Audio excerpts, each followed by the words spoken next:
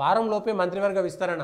పాపం కొట్లాటలు 4వ తారీఖు మంత్రివర్గ విస్తరణ దాదాపుగా ఫిక్స్ అయిపోయింది.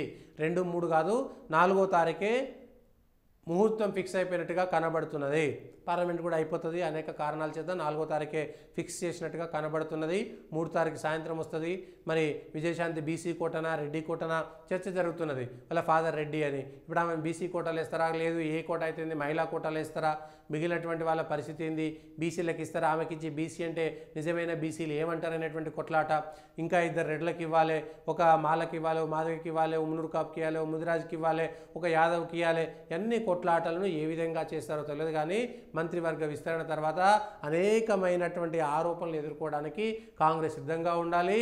కౌంటర్లకు ఆన్సర్ చేయడానికి కాంగ్రెస్ సిద్ధంగా ఉండాలి. ప్రభుత్వం సిద్ధంగా ఉండాలి, పార్టీ సిద్ధంగా ఉండాలి.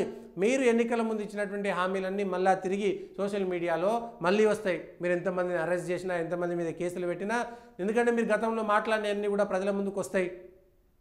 అధికారంలో లేకపోతే మీరు అధికారంలో ఉన్నప్పుడు ఒక రకంగా, ప్రతిపక్షంలో ఒక రకంగా స్పందించిన ప్రతి విషయం ప్రజల్లోకి వెళ్తుంది.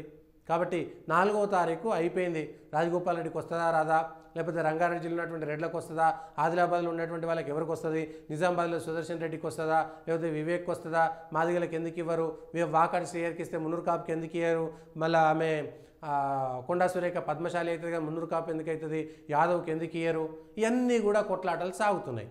సో ఈ అంశాలన్నీ కూడా పరిగణలోకి తీసుకొని ఇస్తే 2 రెడ్లకి ఇస్తే ఏమవుతుంది, మళ్ళీ అదో కొట్లాట అవుతుంది. సుదర్శన్ రెడ్డికి ఇవ్వాలి నిజామాబాద్లో ఇంకెవ్వరు లేరా, ఆదిలాబాద్లోకి ఇంకో ఆదివాసీకి ఇస్తే లంబాడాకి ఎందుకు ఇవ్వరు, లంబాడాలను గతంలో విమర్శించి మీరు ఇవాళ డిప్యూటీ స్పీకర్ ఇస్తారా, చీఫ్ విప్పులేనా మాది, ఇంకేమి ఉండయా, ఇట్లా నామినేటెడ్ పోస్టులు ఏమి ఇస్తారు.